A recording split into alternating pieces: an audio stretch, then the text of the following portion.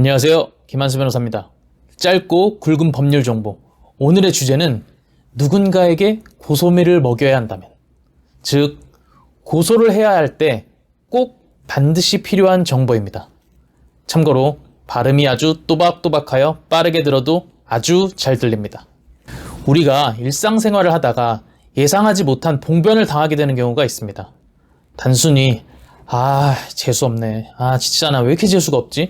라고 넘길 수 있는 일도 있지만, 너무 억울하여 또는 너무 부당한 일을 당한 것이라 참을 수 없고 참아서도 안 되는 일을 당할 수도 있습니다.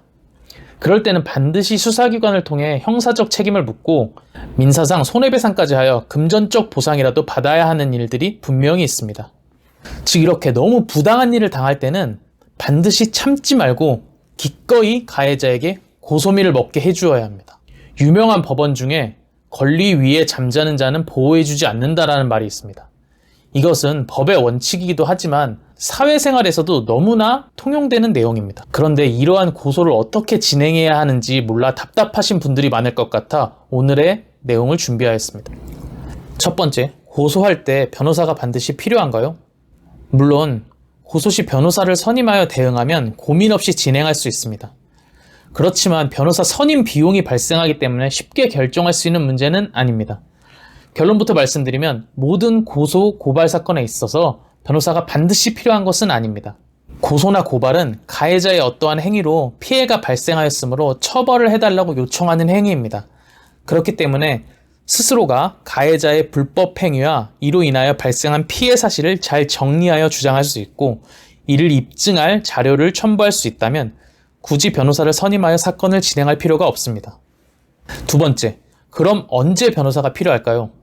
사건의 사실관계가 복잡하다면 변호사를 선임하여 진행하실 것을 추천드립니다. 사건의 내용이 복잡하다면 이를 잘 정리하여 범죄의 요건에 맞게 정리하여 고소하는 것이 필요합니다. 그리고 법리적 해석이 필요한 경우에도 변호사를 통해 고소하시는 편이 좋습니다.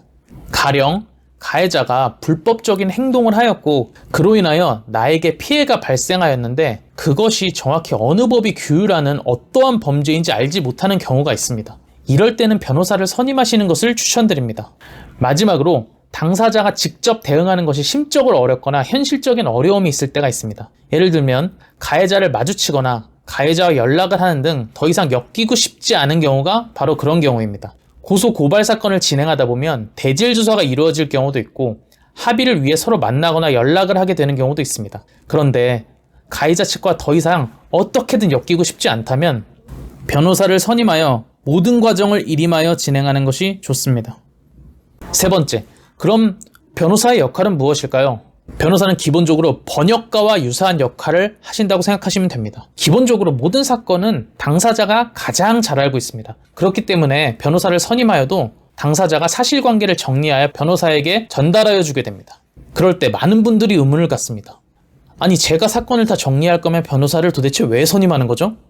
그런데 변호사의 역할은 이렇게 전달받은 사건의 사실관계를 토대로 해당 행위가 어떠한 죄에 해당하는지를 판단을 하고 그 죄의 요건에 맞게 사실관계를 정리하여 고소장을 작성하는 역할을 합니다. 즉, 당사자가 정리한 사실관계, 그 사실관계를 법률적인 문서로 번역하는 역할을 하게 되는 것입니다. 그러니까 사건이 간단한 경우라면 굳이 변호사의 번역을 거치지 않더라도 수사기관이 쉽게 이해할 수 있어 원활하게 사건이 진행됩니다. 그러나 사실관계가 복잡하다거나 법리적인 판단이 필요한 경우라면 당사자가 수사기관을 이해시키고 설득시키는 것이 매우 어렵습니다. 그러면 사건 진행도 더뎌질 뿐 아니라 원하는 결과를 이끌어내지 못할 수도 있습니다. 다음으로 고소장이 중요한 이유가 무엇일까요?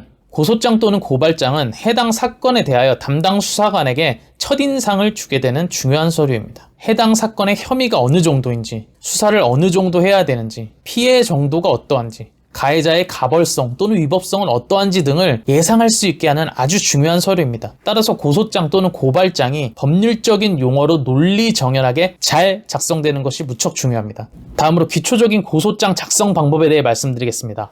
고소장에는 고소인, 피고소인의 인적사항이 기재되어야 하고 고소 취지, 그러니까 죄명과 처벌을 희망한다는 내용이 기재되어야 합니다. 그리고 고소 사실과 고소 이유를 기재하게 되는데 고소사실은 고소하는 죄명의 구성 요건에 맞게 사실관계를 정리하여 작성하는 것을 말하고, 고소 이유는 고소 사실을 좀 더 구체적으로 기재한다고 생각하시면 됩니다. 예를 들어 가해자, 그러니까 피고소인과 고소인 간의 관계나 사건이 발생한 경위, 정황, 피해 사실, 피해의 정도, 고소를 입증할 증거 및 그에 대한 설명 등을 구체적으로 기재하시면 됩니다. 참고로 고소장 양식은 경찰 민원 포털 사이트에서 민원 서식에 들어가면 다운받으실 수 있습니다. 다음으로 고소사건의 기초적인 업무 프로세스에 대해 설명드리겠습니다. 검경수사권 조정으로 인해서 대부분의 사건은 경찰에서 수사를 진행함이 원칙입니다. 따라서 경찰서에 고소장, 고발장을 제출하게 되면 경찰서에서 고소장을 검토한 후에 고소인 조사를 하게 됩니다.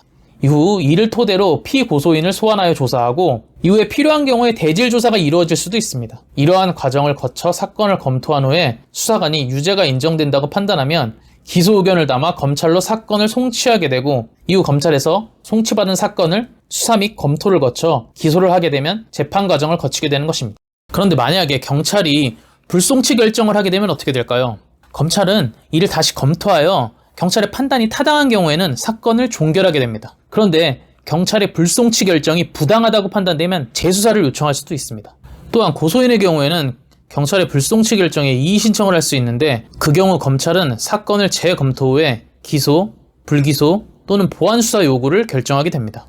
가만히 있으면 가만히로 본다, 권리 위에서 잠자는 자는 보호해주지 않는다 등 스스로가 내세울 수 있는 권리를 주장하지 않고 기꺼이 부당함을 감수하는 경우 아무도 자신을 지켜주지 않을 것입니다. 자신의 권리를 지켜야 할 순간에는 더 이상 참지 말고 꼭 그 권리를 주장하여 쟁취하시기 바랍니다. 사건의 사실관계나 자신의 주장을 법률적인 구조와 용어로 잘 번역해줘야 할 필요성이 있는 경우에는 반드시 변호사를 선임하여 고소사건을 진행하시기를 추천드립니다. 그래야만 자신이 피해받은 부분을 금전적으로나마 회복받을 수 있고, 가해자에게 불법 행위에 따른 온전한 형사적 책임을 물을 수 있기 때문입니다. 그럼 영상 끝까지 봐주셔서 감사합니다.